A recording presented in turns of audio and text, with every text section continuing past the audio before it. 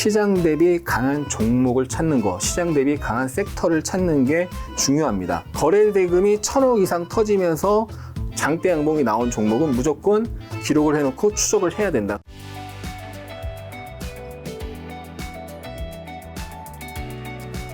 지금 종목에서도 뭐 네. 그리 좋은 소식이 들리지 않기 때문에 제가 봤을 때 이런 타임에는 공부를 하는 게 굉장히 중요한 것 같습니다. 네. 우리 차트 박사 하수영 대표님에게 좋은 종목 찾는 방법 네. 또 여쭤보고 싶네요. 좋은 종목을 찾는 방법은 우리 시장에는 분명히 스마트 머니가 있습니다. 그렇죠. 메이저라는 존재가 있거든요. 그 스마트 머니 또는 메이저 또는 개인들이 얘기하는 세력, 이들은 분명히 일반 대중보다 더 좋은 정보를 갖고 있거나 정보가 있지 않더라도 더 분석을 잘하거나 그래서 높은 분석력을 갖고 있는 거죠. 그래서 만약에 앞으로 2차 전지가 좋다라고 한다면 당연히 어떻게 되겠어요? 2차 전지를 쌀 때 최대한 매집을 하겠죠. 그렇죠. 그러면 어떻게 되겠습니까? 시장보다 또는 다른 섹터보다 2차 전지가 강한 모습이 나오겠죠. 그렇죠. 메이저가 매수를 하기 시작하면 당연히 가격에 조금이라도 상승이 나타날 거고 당연히 거래량이 늘어날 거고 그러면 개인 중에서도 똑똑한 개인이 그걸 보고 따라 사고 그러면 분명히 2차 전지에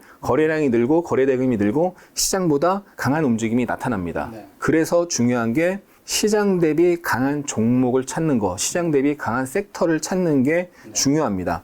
그래서 예를 들어서 보면요. 3주 전에 제가 출연을 했을 때 2차 전지가 좋다. 그리고 대형주에서는 LG에너지 솔루션이 제일 좋다라고 얘기했던 것 중에 하나가 근거가 굉장히 안 좋은 뉴스가 나왔을 때 보호예술 물량이 풀리면서 주가가 추가적인 하락이 나올 수 있다는 그런 악재성 뉴스가 많이 나왔을 때 오히려 거래가 터지면서 강한 상승이 나왔습니다.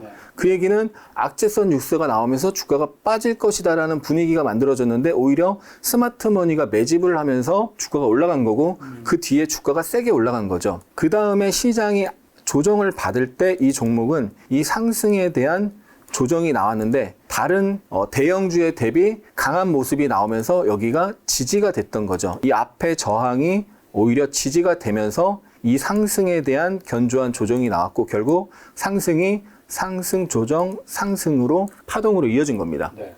그래서 시장이 빠지면서 같이 빠질 때 덜 빠지는 종목. 왜 덜 빠지겠어요? 스마트머니가 매수하니까, 메이저가 매수하니까. 그래서 시장이 빠질 때 덜 빠지는 종목이 어떤 섹터에 여러 종목에서 그런 모습이 나오면 그 섹터가 시장에서 가장 강한 섹터가 되는 겁니다. 네. 그래서 그때 2차 전지를 제일 좋게 세게 말씀을 드렸던 거고 대형주에서는 LG에너지 솔루션, 2차 전지 소재 중에서는 예를 들면 뭐 포스코 케미칼 이런 걸 말씀을 드렸던 건데요. 근데 이 상승이 보통은요. 상승, 조정, 상승이 나오면 단기 고점을 생각을 해야 됩니다. 그렇죠. 그러니까 주식이 좋은 주식이거나 좋은 섹터라고 해서 계속 올라가는 게 아니거든요. 그러면 두 가지를 생각하셔야 돼요. 가격적으로 상승한 만큼 상승하는 그런 가격 목표치가 있고요. 두 번째는 시간 목표치도 있습니다. 시간. 그래서 보시면 이 상승이 대략 바닥을 찍고 상승하면서 14일 상승을 하고 그 다음 날부터 하락을 했고요. 여기서는 상승하기 시작한 날부터 계산을 하면 17일까지 상승하다가 빠졌거든요. 무슨 얘기냐? 상승폭은 이전의 상승폭만큼 못 올라갔어요. 근데 상승 일수는 더 길어졌죠. 상승 일수가 길어지면서 상승폭이 완만해지면서 상승폭이 길어지면 그러면 이거는 상승한 만큼 상승하지 못할 가능성이 크구나 생각을 하셔야 됩니다. 그러니까 상승이 완만해지면 일수가 길어지는 대신에 일수가 찰수록 결국엔 그 다음에 어떻게 된다? 주식은 반드시 상승을 하면 하락을 하고 그렇죠. 하락을 하면 다시 반드시 상승을 합니다. 기술적 반등이라도 나오는 거죠. 그래서 이 상승 목표치가 가격적으로는 채워지지 않았지만 시간적으로 채워졌고 그러면서 여기가 강한 저항이거든요. 여기가 어떤 저항이냐면 상장 첫날 급락을 했었고 기술적 반등이 나왔다 다시 빠졌는데 갭을 만들고 올라갔었고 여기서 다시 갭을 만들고 빠졌습니다.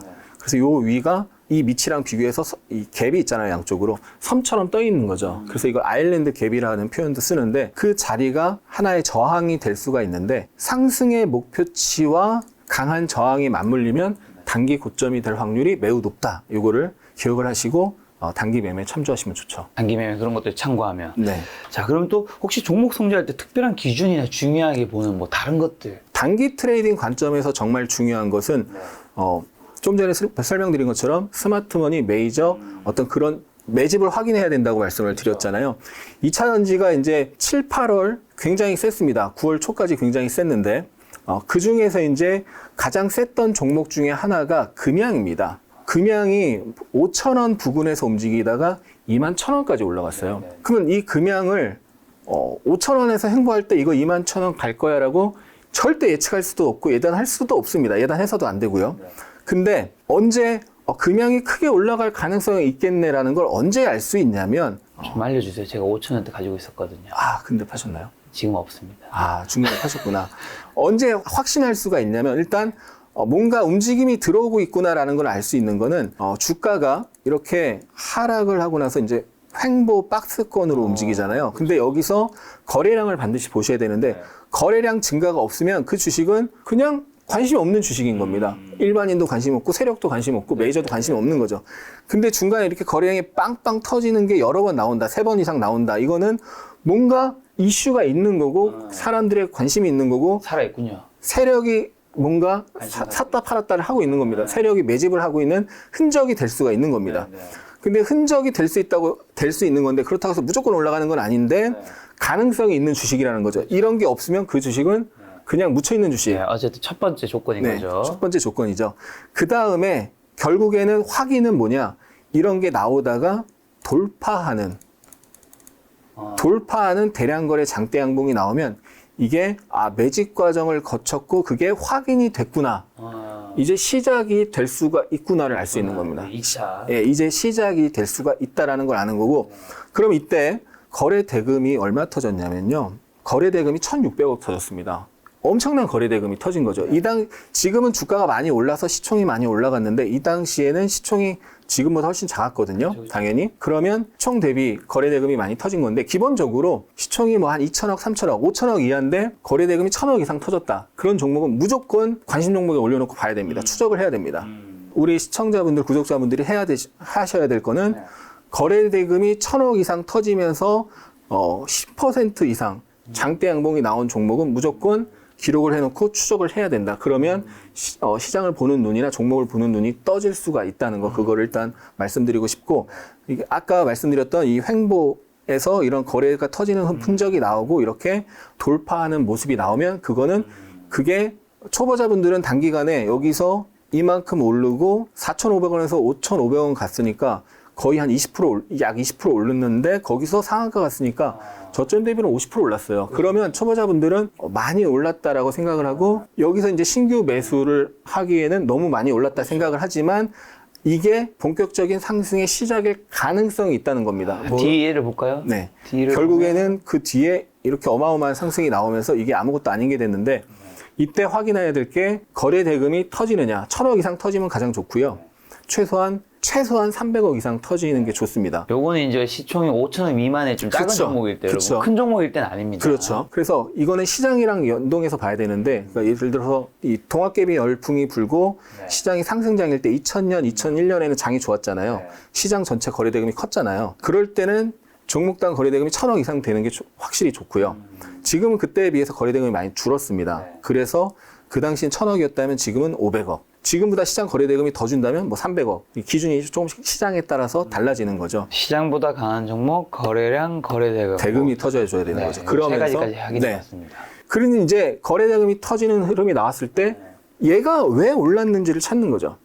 그래서 그날 이제 상한가 간 날 봤더니 2차전지 소재주로서의 어떤 성장 기대감이 이제 싹 튼 겁니다. 그 전에는 2차전지 소재 쪽으로의 어떤 실적이 나오지 않았었고 기대감이 별로 없었던 거죠. 근데 이제 그 기대감이 빵 터졌고 이 당시 이제 우리 주식 시장이 7월에 저점을 찍고 이제 상승 베어마켓 랠리의 초입이었거든요. 그때 가장 강한 섹터가 2차 전지였어요. 그러니까 시장에서 가장 강한 섹터에 해당하는 종목이 이런 모습으로 나오면 걔는 한동안 우상향할 확률이 높고 기본적으로 어떤 파동이 나올 가능성이 높다? 3파가 나올 가능성이 높다. 이게 그러니까 1파의 시작이고요. 이 양봉이 1파를 알리는 그런 봉이었고 이게 1파고요. 이게 조정, 그러니까 상승 1파고 조정 2파고 3파가 나올 확률이 높은 겁니다.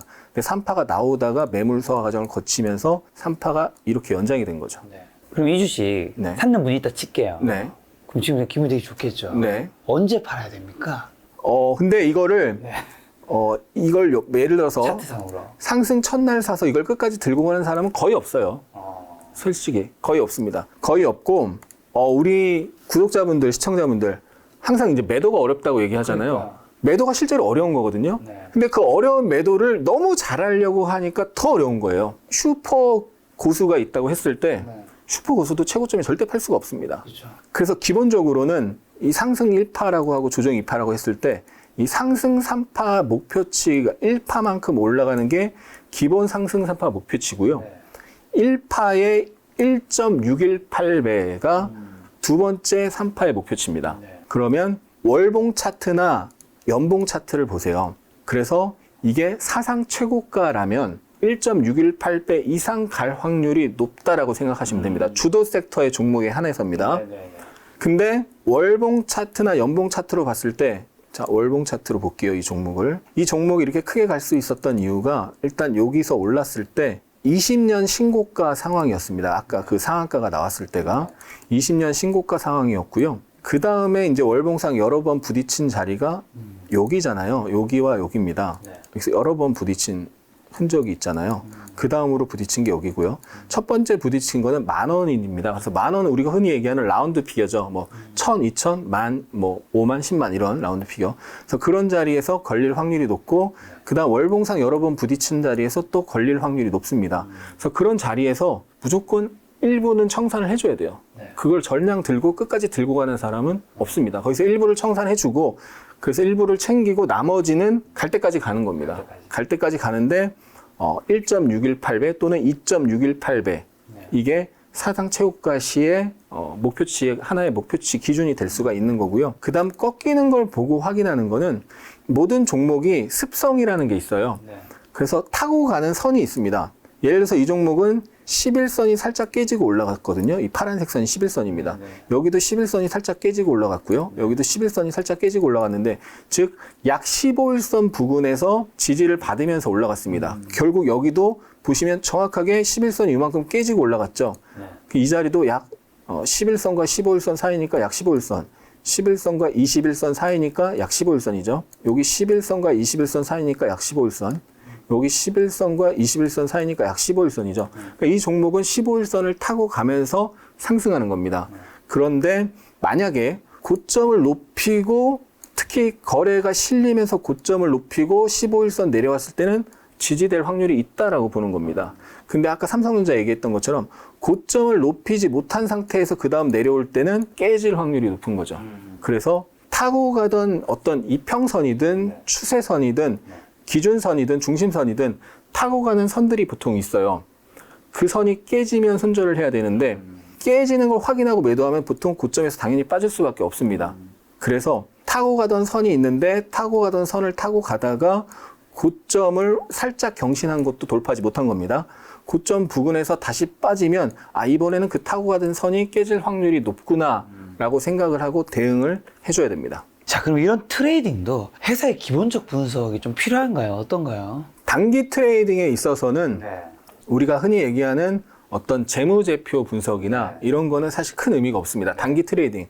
저 같은 경우는 단기 트레이딩을 할 때 하나만 봅니다. 이 회사가 상폐될 가능성이 있는가 없는가. 그래서 예를 들어서 뭐 4년 연속 적자 뭐 이런 거는 이제 위험하죠. 위험하잖아요. 그런 회사는 거르고 단기 트레이딩은 그렇지 않으면 다 매매를 할 수 있는 거죠. 그래서 단기 트레이딩은 며칠 기준으로 주로 뭐 대표님은? 저는 보통 이제 뭐 1박 2일 트레이딩도 하고 뭐 일주일 트레이딩도 합니다. 네, 오버나잇은 하시는군요. 오버나잇을 합니다. 네, 하는데 뭐 장이 정말 안 좋을 때는 오버나잇 비중이 줄어드는 거고요. 네, 장이 그래도 최소한 행보장이거나 급락장이 아니다 그러면 오버나잇 하죠. 네, 비중이 좀 달라지는 거고. 그럼 트레이딩 하시면서 매수하지 않은 종목의 기준이 이제 상폐당할 그런 상패 가능성이 있느냐 없느냐. 네. 그 외엔 또 없나요? 그 외에는 펀더멘탈 기본적 분석 관점에서는 트레이딩 관점에서는 없습니다. 그러니까 이런 건 있죠. 결국 이제 얘가 2차전지가 지금 시장에서 주도 섹터다. 이것도 어떻게 보면 펀더멘탈 분석이잖아요. 네. 그렇잖아요. 2차전지가 앞으로 성장성이 있고 실제로 실적이 잘 나오는 성장을 하는 회사들 뭐 에코프로라든가 포스코 케미칼이라든가 그런 거는 어떻게 보면 펀더멘탈 관점에서 섹터가 좋은 거잖아요. 네. 근데 사실 그것도 아까 설명드렸듯이 차트상으로 다 잡아낼 수가 있는 거죠. 그래서 제가 보는 펀더멘탈 분석은 네. 이 섹터가 앞으로 성장할 가능성이 있는 섹터냐, 네. 그걸 스마트머니가 인정을 했느냐, 네. 결국 스마트머니가 샀느냐, 네. 그걸로 이제 펀더멘탈이 살아있느냐, 안 살아있느냐를 보는 거죠.